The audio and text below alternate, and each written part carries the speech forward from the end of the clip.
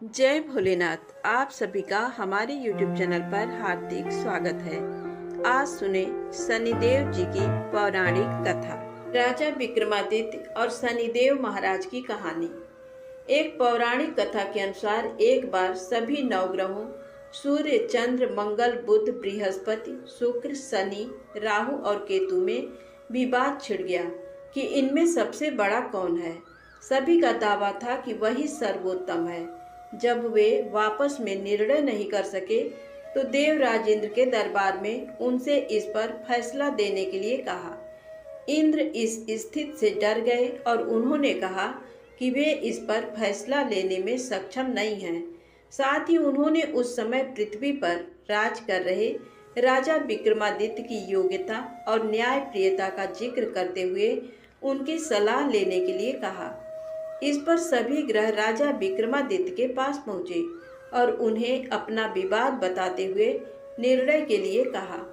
ग्रहों की बात सुनकर राजा काफी चिंतित हो उठे, क्योंकि वे जानते थे कि जिस किसी को भी छोटा बताया वही रुष्ट हो जाएगा। अब राजा ने युक्ति निकाली। उन्होंने स्वर्ण, रजत, कांस्य, पीतल, सीसा, रांगा, जस्ता, अभ्रक और लोहे से 9 सिंहासन बनवाए और उन्हें इसी क्रम में रख दिया। इसके बाद सभी ग्रहों से निवेदन किया कि वे सिंहासन पर स्थान ग्रहण करें। जो अंतिम सिंहासन पर बैठेगा वही सबसे छोटा होगा। सारे ग्रहों ने अपना स्थान ग्रहण किया, जिसमें लौह सिंहासन सबसे आखिर में था, जिस पर शनिदेव सबसे बाद में बैठे और वही सबसे छोटे कहलाए। इस पर शनि कुपित हो गए और उन्हें लगा कि राजा ने ये जानबूझकर किया है। तब शनि ने गुस्से में राजा से कहा कि वो उन्हें नहीं जानते। जैसे सूर्य एक राशि में 1 महीना, चंद्रमा 2.25 महीना 2 दिन, मंगल 1.5 महीना, बृहस्पति 13 महीने, बुध और शुक्र 1-1 महीने विचरण करते हैं, वैसे ही शनि 2.5 से 7.5 साल तक एक राशि में रहते हैं, जिसके चलते बड़े बड़ों का विनाश हो जाता है। शनि ने कहा कि ये शनि की 7.5 ही थी जिसने श्री राम को 14 वर्ष का वनवास कराया। और जब रावण जैसे महावीर पर आई तो मामूली वानर सेना ने लंका पर विजय प्राप्त कर उसका अंत करवा दिया। इसके बाद राजा को सावधान रहने को कहकर शनिदेव गुस्से में वहां से चले गए। कुछ समय बाद राजा पर शनि 7.5 आई और शनिदेव घोड़ों के सौदागर बनकर उनके राज्य में कई बढ़िया घोड़े लेकर आए। राजा ने यह समाचार सुनकर अपने अश्वपाल को अच्छे घोड़े खरीदने की आज्ञा दी। उसने कई अच्छे घोड़े खरीदे। इन्हीं में से एक श्रेष्ठ घोड़े पर राजा सवारी करने निकले, परंतु जैसे वो उस पर सवार हुए, घोड़ा सरपट वन की ओर भागा और भीषण वन में राजा को गिराकर वहां से भाग गया। भूखा प्यासा राजा उस जंगल में भटकने लगा। तब एक ग्वाले ने दया करके उसे पानी पिलाया।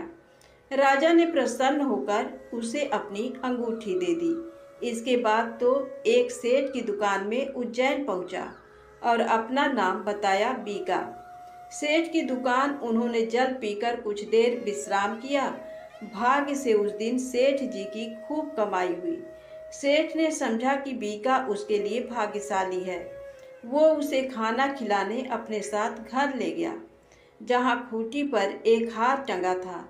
अनायास सेठ को अनोखा दृश्य दिखा कि हार को खूंटी निगल रही है और देखते देखते पूरा हार गायब। ये देखकर सेठ घबरा गया और उसे बीका की कारस्तानी समझकर कोतवाल से कहकर न सिर्फ जेल भिजवाया बल्कि हाथ पांव भी कटवा दिए और नगर के बाहर फिकवा दिया। राजा अपनी इस दुर्दशा पर हैरान था।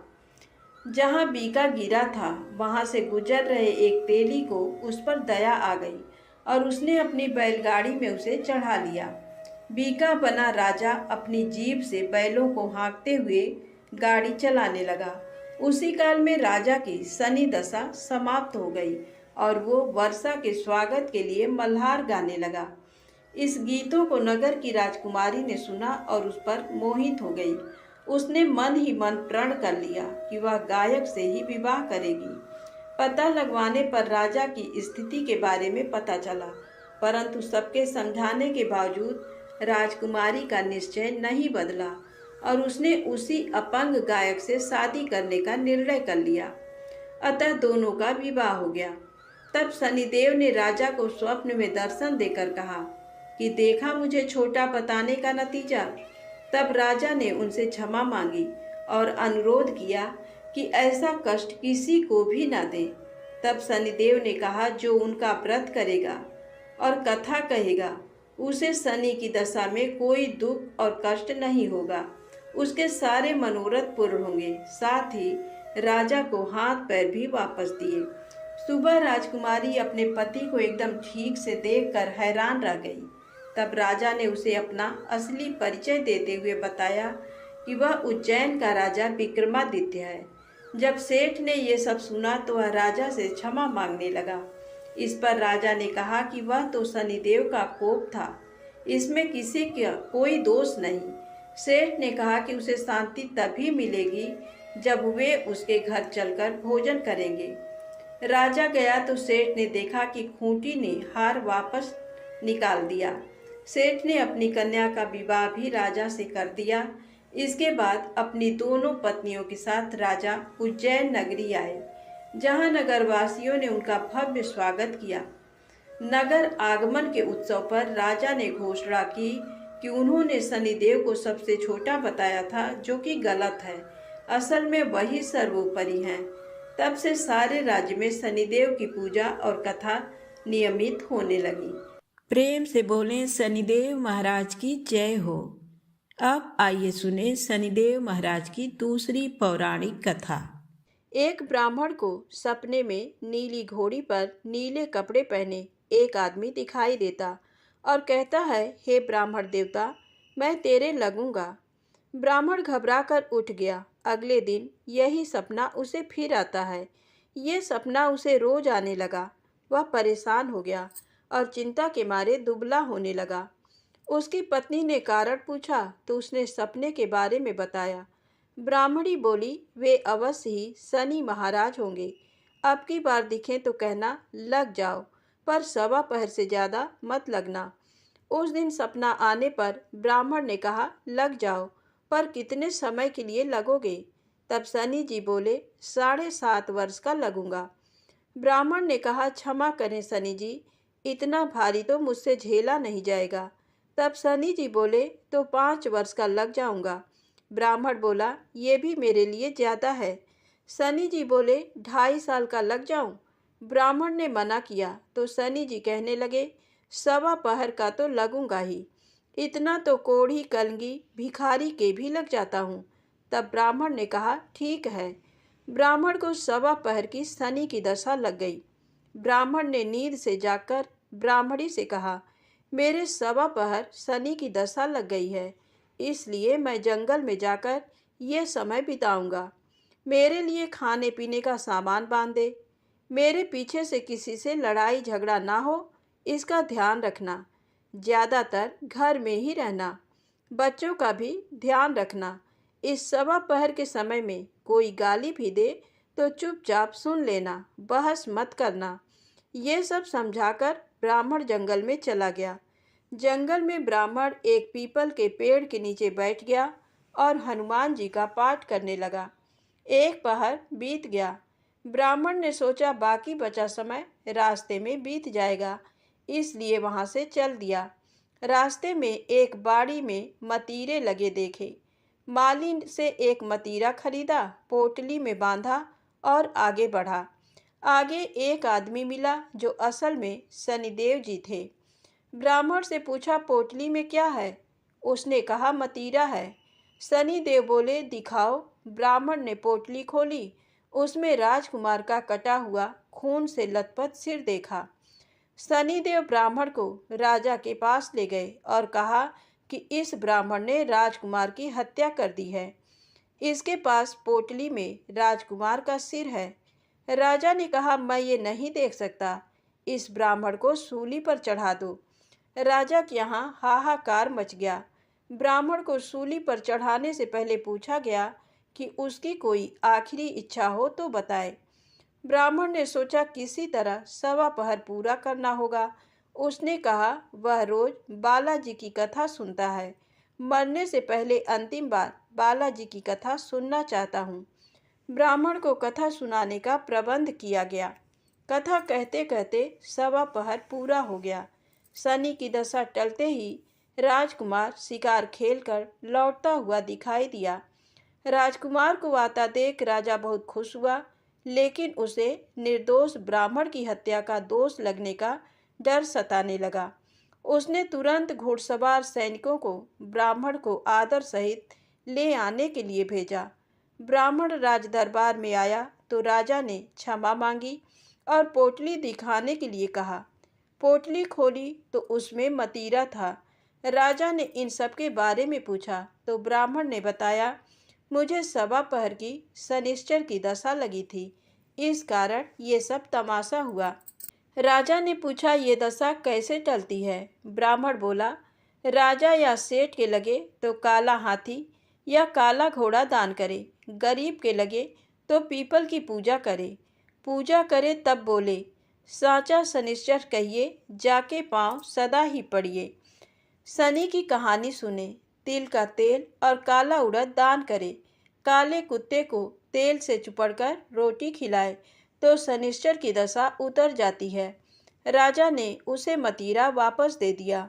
घर आकर ब्राह्मण ने मतीरा काटा तो उसमें बीज की जगह हीरे मोती निकले।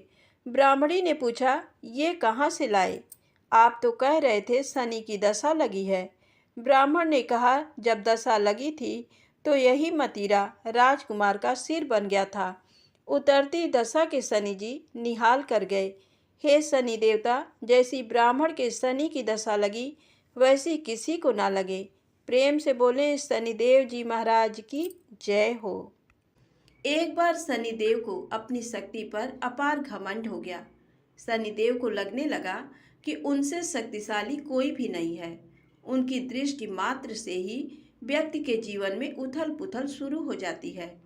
शनिदेव इसी मद में चूर होकर ऐसे स्थान पर पहुँचे जहाँ पर हनुमान जी अपने प्रभु श्री राम की साधना में लीन थे। भगवान श्री राम की भक्ति में डूबे हनुमान जी को देख शनिदेव ने उन पर अपनी वक्र दृष्टि डाली, लेकिन कोई प्रभाव नहीं हुआ। इससे क्रोधित होकर शनिदेव ने हनुमान जी को ललकारते हुए कहा कि हे बानर, देख कौन सामने आया है। हनुमान जी ने शनिदेव पर कोई ध्यान नहीं दिया और अपनी भक्ति में लीन रहे। शनिदेव ने सभी प्रयास कर लिए, लेकिन हनुमान जी पर कोई प्रभाव नहीं पड़ा।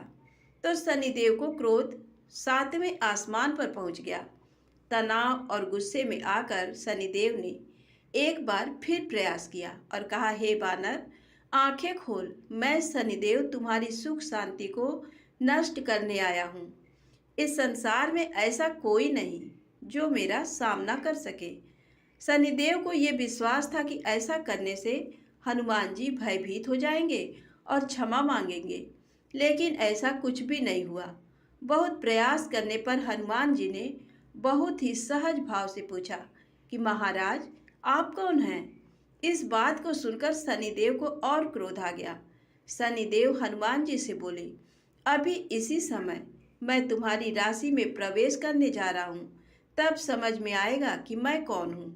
इस बार भी हनुमान जी ने शनिदेव से कहा कि आप कहीं और जाएं और उन्हें अपने प्रभु का स्मरण करने दें, विघ्न ना डालें। शनिदेव को हनुमान जी की ये बात कतई पसंद नहीं आई और ध्यान लगाने जा रहे हनुमान जी की भुजा पकड़ ली और अपनी तरफ खींचने लगे। हनुमान जी को लगा जैसे उनकी भुजा को किसी ने दहकते अंगारों पर रख दिया हो। उन्होंने तुरंत एक झटके से अपनी भुजा शनिदेव की पकड़ से छुड़ाया। इसके बाद शनि ने विकराल रूप धारण कर उनकी दूसरी बाह को पकड़ने की कोशिश की तो हनुमान जी को हल्का सा क्रोध आ गया और उन्होंने अपनी पूंछ में शनिदेव को लपेट लिया। शनिदेव का अहंकार और क्रोध तब भी कम नहीं हुआ। शनिदेव ने हनुमान जी से बोले, तुम तो क्या, तुम्हारे प्रिय श्री राम भी मेरा कुछ नहीं बिगाड़ सकते। इस पर हनुमान जी को अत्यंत क्रोध आ गया और पूंछ में लपेट कर शनिदेव को पहाड़ों पर, वृक्षों पर खूब उठा उठा कर पटका और रगड़ा। इससे शनिदेव का हालत खराब हो गया। शनिदेव ने मदद मांगी और रक्षा करने के लिए कहा, लेकिन कहीं भी देवता मदद के लिए आगे नहीं आया। अंत में शनिदेव को अपनी गलती का एहसास हुआ और बोले, दया करें वानर राज, मुझे अपनी उद्दंडता का फल मिल गया, मुझे क्षमा करें, भविष्य में आपकी छाया से भी दूर रहूंगा। तब हनुमान जी बोले, मेरी छाया ही नहीं, मेरे भक्तों की छाया से भी दूर रहने का वचन देना होगा। तब शनिदेव ने हनुमान जी को ऐसा ही वचन दिया। इसीलिए शनिदेव हनुमान भक्तों को परेशान नहीं करते हैं। दूसरी कथा के अनुसार अहंकारी लंकापति रावण ने शनिदेव जी को कैद कर लिया और उन्हें लंका में एक जेल में डाल दिया। जब तक हनुमान जी लंका नहीं पहुंचे तब तक शनिदेव उसी जेल में कैद रहे। जब हनुमान जी सीता मैया की खोज में लंका में आए तब माँ जानकी को खोजते खोजते उन्हें भगवान शनिदेव जेल में कैद मिले। हनुमान जी ने तब शनि भगवान को आज़ाद करवाया। आज़ादी के बाद उन्होंने हनुमान जी को धन्यवाद दिया और उनके भक्तों पर विशेष कृपा बनाए रखने का वचन दिया। प्रेम से बोले, हनुमान जी महाराज की जय हो, शनिदेव जी की जय हो। अब आइए सुने शनिदेव महाराज की कहानी। किसी एक नगर में एक ब्राह्मण रहते थे। उनके 3 बहुएं थीं। एक बार वह अपनी छोटी बहू को घर छोड़कर खेतों में काम करने सबको लेकर चला गया। वह छोटी को जाने के पहले भोजन बनाने और पूजा की तैयारी का उपदेश देकर चला गया। वह बड़ी दानी स्वभाव की थी। सबके चले जाने पर कोढ़ी का रूप रखकर शनि भगवान आए। उन्होंने तेल उबटन लगाने के लिए कहा, फिर नहाने के लिए गर्म पानी मांगा और फिर पेट भर खाना मांगा। उस दानी स्वभाव की बहू ने उनके कहे मुताबिक सब कुछ कर दिया। उन्होंने खूब डटकर भोजन किया और पत्तल को मोड़कर छप्पर में खोस गए। शाम को परिवार के सभी लोग आए। सभी चीज़ें तैयार थीं, केवल खाना कम था। पूछने पर पता लगा कि बहू ने एक भिखारी को खिलाया था। ब्राह्मण ने उससे असंतुष्ट होकर दूसरे शनिवार को बड़ी बहू को घर में रखा और सब लोग खेतों में काम करने चले गए। उसी भांति शनि भगवान आए और वही सब मांगा, पर बड़ी बहू ने कह दिया, हमारे यहाँ कुछ नहीं है। शनि देवता ने कह दिया तो ऐसा ही हो, और चले गए। वापस आने पर ब्राह्मण ने देखा कि कुछ भी तैयार नहीं था और भोजन गायब हो गया था। अगले शनिवार को मझली बहू को घर पर रखा और उसने भी बड़ी की तरह ही किया। शनि देवता ने उसे भी वैसा ही शाप दिया और चले गए। चौथे शनिवार को फिर छोटी बहू को रखा गया। उसने पहले की ही भांति शनि देवता के आने पर किया। शनि देवता अपनी जूठी पत्तल छप्पर में फिर खोसकर चले गए। घर वापस आने पर सबने देखा कि घर अच्छी अच्छी चीज़ों से जगर मगर हो रहा है। रसोई में नाना प्रकार के व्यंजन, मिठाई, पकवान बने हुए रखे हैं। सबको बड़ा आश्चर्य हुआ कि निर्धनता में भी ये सब कैसे बन गया। बहू ने बतलाया, कोढ़ी आया था, उसकी कुछ सेवा कर दी थी और भोजन करा दिया था। ब्राह्मण समझ गया कि शनि देवता आए थे, उन्हीं की कृपा से ये सब हुआ। उसने अपना घर देखना शुरू किया तो छप्पर में खोसे हुए पत्ते मिले, जिनमें हीरा जवाहरात भरे थे। बहू ने बतलाया, ये तो भिखारी की जूठन है। शनि भगवान की कृपा से उनके घर में धन संपत्ति भर गई। हे शनि देवता, जैसे छोटी बहू पर कृपा की वैसे सब पर करना। कहानी कहने वालों पर भी, कहानी सुनने वालों पर भी। प्रेम से बोलें, शनिदेव महाराज की जय हो। आइए सुने शनिदेव महाराज की दूसरी कहानी। किसी देश में एक राजा राज्य करता था। उसने अपने नगर में एक बाजार लगवाया। दूर दूर से सौदागर बुलवाए और डुग्गी पिटवा दी कि बाजार उजड़ने पर जिसका जो भी माल नहीं बिकेगा उसे राजा खरीद लेगा। सौदागर बहुत खुश थे। जिस दिन किसी सौदागर का कोई माल नहीं बिकता, राजा के आदमी जाते और उचित मूल्य देकर खरीद लेते थे।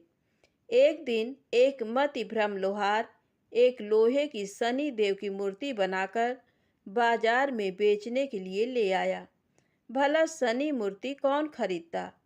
हमेशा की भांति पैठ के उठने पर राजा के आदमी उसके पास पहुँचे और मूर्ति खरीदकर राजा के पास ले गए। राजा बड़ा धर्मात्मा और प्रजा पालक था। राजा ने बड़े आदर से शनि देव की मूर्ति को महल में रख लिया। रात में जब राजा सोया हुआ था, तब उसने देखा कि एक तेजोमय नारी उसके शरीर से निकली और द्वार की ओर बढ़ी।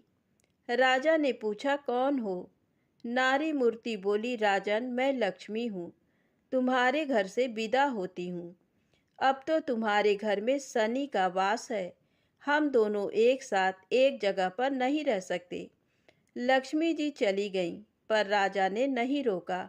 शनि देव को आश्रय देकर वह उनका निरादर नहीं कर सकता था, और फिर जाने वालों को कौन रोक सकता है। थोड़ी देर में एक देव पुरुष निकला और द्वार की ओर बढ़ा। राजा ने पूछा, आप कौन हो? देव पुरुष बोला, मैं वैभव हूँ। राजा ने उसको भी जाने से नहीं रोका। इसी प्रकार धर्म, धैर्य, क्षमा आदि अन्य गुण भी एक एक करके राजा के पास से चले गए, पर राजा किसी को नहीं रोका। अंत में जब सत्य जाने लगा तो राजा ने पूछा, तुम कौन हो देव पुरुष? सत्य बोला, राजन, मैं सत्य हूँ। राजा ने लपक कर उसके पांव पकड़ लिए और बोला, सत्य देव, तुम कैसे जा सकते हो? तुम्हारे बल पर तो मैंने सबका तिरस्कार किया है। मैंने तुमको आज तक नहीं छोड़ा और आज भी मैं तुम्हें नहीं जाने दूंगा, और तुम ही मुझे कैसे छोड़ सकते हो? सारे संसार को छोड़ सकता हूँ, पर तुम्हें नहीं। सत्य लाचार होकर रुक गया। बाहर सब लोग सत्य की राह देख रहे थे। जब सत्य को बहुत देर हो गई फिर भी वह न आया तो धर्म बोला, सत्य के बिना मैं नहीं रह सकता, मैं वापस जाता हूँ। धर्म के पीछे दया, धैर्य, क्षमा, वैभव, लक्ष्मी सभी लौट आए। लक्ष्मी बोली, राजन, तुम्हारे सत्य प्रेम ने तुम्हारी रक्षा की, हमको वापस आना पड़ा। तुम्हारा जैसा सत्यवादी दुखी नहीं रह सकता। इस प्रकार राजा के सत्य प्रेम के कारण लक्ष्मी जी और शनि देव एक ही स्थान पर रहने लगे। तो प्रेम से बोले, शनिदेव महाराज की जय हो। प्रेम से बोले, सत्यदेव महाराज की जय हो। आइए सुने प्रभु श्री राम के द्वारा लक्ष्मण के त्याग की कहानी। कमल नयन भगवान श्री रामचंद्र जी लोकापवाद के कारण सीता जी का परित्याग करके अयोध्या का राज्य करने लगे। उन्होंने दूसरी किसी स्त्री को पत्नी रूप में किसी तरह भी स्वीकार नहीं किया। यज्ञ कार्य की सिद्धि के लिए भी पत्नी के स्थान पर सीता देवी की स्वर्णमयी प्रतिमा को ही बिठाया। श्री राम ने 11,000 वर्षों तक ब्रह्मचर्य का पालन करते हुए निष्कंटक राज्य किया। तदनंतर श्री रामचंद्र जी के भवन में एक देवदूत आया और बोला, भगवान, मुझे इंद्र ने भेजा है, अतः आप मुझसे एकांत में मिलिए। तब भगवान श्री राम ने एकांत में जाकर लक्ष्मण जी से कहा, लक्ष्मण, मैं जब तक इस देवदूत के साथ बैठकर वार्तालाप करूं, तब तक कोई यहाँ न आवे। यदि कोई आवेगा तो उसे मृत्यु दंड दिया जाएगा। अतः तुम राजद्वार पर उपस्थित रहकर इस बात की ओर दृष्टि रखो कि कोई आ न जाए और किसी के लिए वध का प्रसंग न उपस्थित हो जाए। लक्ष्मण ने बहुत अच्छा कहकर आज्ञा स्वीकार की और वे स्वयं राजद्वार पर खड़े होकर पहरा देने लगे। इधर देवदूत ने श्री राम के साथ वार्तालाप प्रारंभ किया। इंद्र तथा अन्य स्वर्गवासियों का संदेश सुनाते हुए उसने इस प्रकार कहा, महाभाग, आपने रावण का विनाश करने के लिए ही भूतल पर अवतार धारण किया था। वह दुष्ट मारा गया, त्रिभुवन का कंटक दूर हुआ। आपने इस समय देवताओं का सब कार्य पूर्ण कर दिया। अब यदि आपकी रुचि हो तो मृत्यु लोक त्याग कर दिव्य लोक में पधारिए। इसी समय मुनिश्रेष्ठ दुर्वासा वहां आए और लक्ष्मण जी से पूछने लगे, श्री रघुनाथ जी कहाँ हैं? लक्ष्मण बोले, विप्रवर, मुझ पर दया करके थोड़ी देर यहीं ठहर जाइए। महाराज किसी देव कार्य से एकांत में बातचीत में लगे हुए हैं। दुर्वासा बोले, यदि अभी मुझे राजा श्री रामचंद्र जी दर्शन नहीं देंगे तो मैं समस्त रघुकुल को शाप देकर भस्म कर डालूंगा। ये सुनकर लक्ष्मण जी ने मन ही मन दुखी होकर कुछ विचार किया और स्वयं श्री रामचंद्र जी के समीप जाकर हाथ जोड़ साष्टांग प्रणाम करके कहा, देव, मुनिश्रेष्ठ दुर्वासा दर्शन के लिए राजद्वार पर खड़े हैं, उनके लिए क्या आज्ञा है? लक्ष्मण जी का वचन सुनकर श्री रामचंद्र जी ने देवदूत से कहा, तुम देवराज के पास जाकर ये कह देना कि मैं 1 वर्ष के अंदर ही आपके समीप आ जाऊंगा। दूत से ऐसा कहकर भगवान ने लक्ष्मण से कहा, वत्स, दुर्वासा मुनि को शीघ्र भीतर ले आओ। तत्पश्चात मुनि के आते ही श्री राम ने मुनि को अर्घ्य दे प्रणाम किया और हर्ष युक्त वाणी में कहा, मुनि श्रेष्ठ, आपका स्वागत है। मैं धन्य और अनुगृहीत हूँ जो कि आप मेरे घर पधारे हैं। दुर्वासा ने कहा, रघुनंदन, मैं उपवास पूर्वक चातुर्मास व्रत करके आज भोजन करने के लिए आपके घर आया हूँ, अतः मुझे शीघ्र भोजन दीजिए। तब श्री रामचंद्र जी ने मिष्ठान आदि से मुनि की यथेष्ट भोजन कराकर तृप्त किया। इस प्रकार भोजन करके आशीर्वाद दे दुर्वासा मुनि चले गए। तब लक्ष्मण ने भगवान श्री राम से कहा, प्रभो, अब मुझे मृत्यु दंड मिलना चाहिए। ये सुनकर श्री रामचंद्र जी अपनी प्रतिज्ञा का स्मरण करके दुखी हो गए। तब लक्ष्मण ने कहा, प्रभो, अपने वचन को बिना किसी हिचक के सत्य कर दिखाना यही राजाओं का परम धर्म है। लक्ष्मण की बात सुनकर श्री राम के नेत्रों में आंसू भर आए। उन्होंने धर्मशास्त्र के जानने वाले मंत्रियों से बहुत देर तक सलाह ली और अंत में लक्ष्मण जी से कहा, सुमित्रा नंदन, आज मैंने तुम्हें त्याग दिया, तुम शीघ्र दूसरे देश को चले जाओ। साधु पुरुषों का त्याग अथवा वध दोनों बराबर है। तत्पश्चात लक्ष्मण जी अपने घर में माता, पत्नी, पुत्र या सुहृद किसी के साथ सम्मति न करके सरयू के तट पर चले गए। वहां सरयू जल में स्नान करके तट पर एकांत स्थान में बैठ गए और पद्मासन लगाकर उन्होंने अपने आत्मा को परमात्मा में लीन करके ब्रह्मरंध्र से अपने तेजोमय प्राण का परित्याग कर दिया। श्री रामचंद्र जी ने जब ये समाचार सुना तब वे अत्यंत दुखी होकर विलाप करने लगे। वे मंत्रियों और सुहित जनों को साथ लेकर स्वयं उस स्थान पर गए और करुण स्वर में हा वत्स कहकर फूट फूट कर रोने लगे। उस समय लक्ष्मण जी का कलेवर अदृश्य हो गया और फूलों की वर्षा के साथ आकाशवाणी हुई, महाभाग राम, आप शोक न करें। ब्रह्म ज्ञान से संयुक्त लक्ष्मण जी सर्व संन्यास करके परम धाम को पधार गए हैं। आकाशवाणी की ये बात सुनकर मंत्रियों ने कहा, महाराज, ये लक्ष्मण परम सिद्धि को प्राप्त हुए हैं, अतः अब अपने घर को लौटिए। राज्यकार्य की चिंता कीजिए और श्रेष्ठ ब्राह्मणों से पूछकर अपने स्नेह के अनुरूप उनका पारलौकिक कृत्य, श्राद्ध, पिंडदान आदि कीजिए। श्री रामचंद्र जी बोले, मैं लक्ष्मण के बिना अब घर को नहीं लौटूंगा। यदि आप लोगों की रुचि हो तो मेरे प्रिय पुत्र कुश को राज सिंहासन पर बिठाइए। ऐसा कहकर श्री रघुनाथ जी ने परम धाम पधारने का विचार किया। तो प्रेम से बोले, प्रभु श्री राम की जय हो। दोस्तों, यदि कहानी अच्छी लगी हो तो प्लीज़ लाइक अवश्य करें, चैनल को सब्सक्राइब करें, शेयर करें। जय माता दी, जय भोलेनाथ।